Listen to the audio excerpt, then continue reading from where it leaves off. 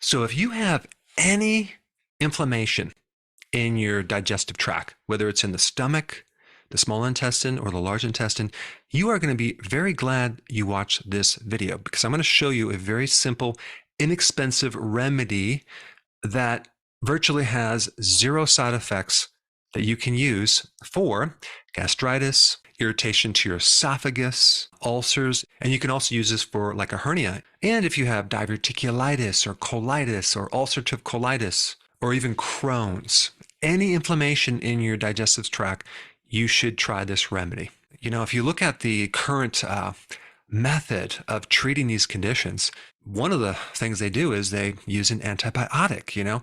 Antibiotics have been touted as the most incredible discovery of this century, right? Well, if that's true, they definitely have created a lot of problems for us. And a lot of people take antibiotics. I mean, each year it's like 73 billion antibiotics are prescribed.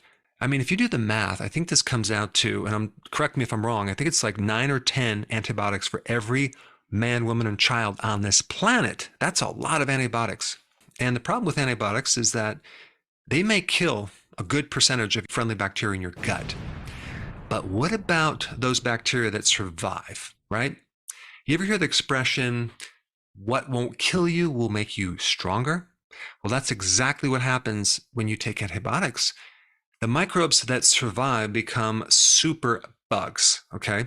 They can then release what is technically called a can of whoop ass on your body. They can create all sorts of problems because the relationship initially was friendly. Now that relationship is not too friendly, okay? Some of these microbes that did not create a problem become more pathogenic in the relationship, like E. coli and Salmonella, H. pylori, Candida, which at one time, lived in peace with your system, but now they're very antagonistic and they can create all sorts of inflammation in your digestive system. I mean, the same thing goes with even cancer. When someone takes chemotherapy, does it kill all the cancer cells?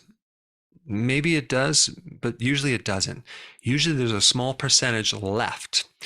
And that percentage, whether it's 5%, 1% that's left, changes, okay? It becomes stronger and it can come back and be very resistant to any treatment. I mean, you can use a stronger chemotherapy to kill it off, but don't you have also the immune system that's susceptible to the same chemicals? And now, what are you going to do without your defenses? And this is the same problem that occurs between countries, right? If you start using nuclear bombs, that's going to indirectly affect you. So what I'm going to show you is something natural that you can use that virtually has no side effects. It's not going to sterilize your body like they do with all sorts of pasteurized food. It's not going to diminish the number of microbes. It's not going to change the relationship of your microbes to something unfriendly. It's going to help this relationship become stronger.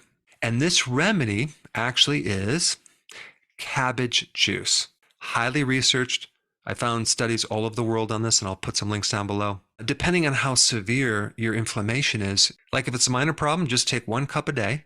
If it's a major problem, take like a quart, which is 4 cups, or for those people in Europe, a liter. But cabbage juice is very, very interesting. I've talked about this in the past of just eating cabbage for anything related to digestive problems.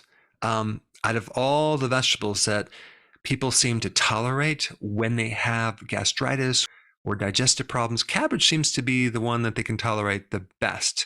Well, I think I know why. Because it has 4 interesting factors that can help the GI tract. Number 1, it has something called vitamin U. It helps increase the speed at which you can heal these ulcers or lesions in your GI tract. It protects the mucus layer in your entire digestive system. It also has anti-erosion factors. So anything that is like inflamed, irritated, or destroyed, okay? And they even use this now topically on your skin. And apparently it's also good for depression as well. But this vitamin U is also in other things too, like wheatgrass juice. Apparently it's in butter, it's in raw milk, and it's in animal fat, which is interesting because if you're on the carnivore diet and you're consuming a good portion of animal fat, that seems to help inflammation in your gut. But of course, pasteurized milk will probably make things worse because it's sterilized milk, but raw milk apparently has something in it that can help inflammation in your gut.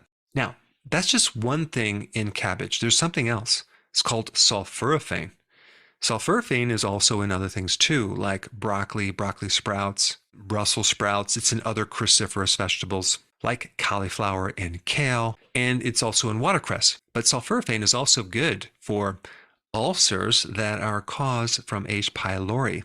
And it's one of the most important triggers for this other compound called NRF2, which you don't need to know the full name. You just need to know that it helps to detoxify the body. It helps as an anti-inflammatory. It's a very potent antioxidant, helps modulate or regulate an overactive immune system. So it tends to suppress inflammation without lowering the ability for your immune system to fight things off. And cabbage is loaded with vitamin C. I did a video on this talking about leaky gut. And leaky gut really is kind of a subclinical version of scurvy. Because if you think about scurvy in other parts of your body, like your gums, you have bleeding gums. And what's happening is it's affecting the collagen or the connective tissue. If there's like holes in this area and the things don't join tightly, like especially in the gut, then you start getting a leaking situation or holes in your gut or your teeth, and you see like a bleeding gums. So whatever happens in the gums can happen in your colon, okay? And then you start having particles get through there, and then your immune system reacts to that, and we start having all sorts of inflammatory issues. It just so happens that cabbage is loaded with vitamin C. And cabbage juice has one more thing, which is pretty cool.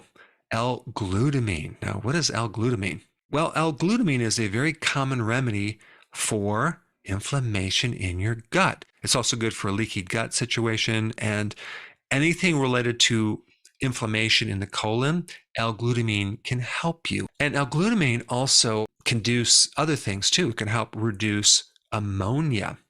Now, if you think about just H. pylori, and if it's going to create an ulcer, it will, as a strategy, create more ammonia to raise the pH of the stomach so it can survive better. Those four things are very potent in cabbage juice. And what you want to do is you want to take fresh, raw, organic cabbage juice. It can be either green or red cabbage.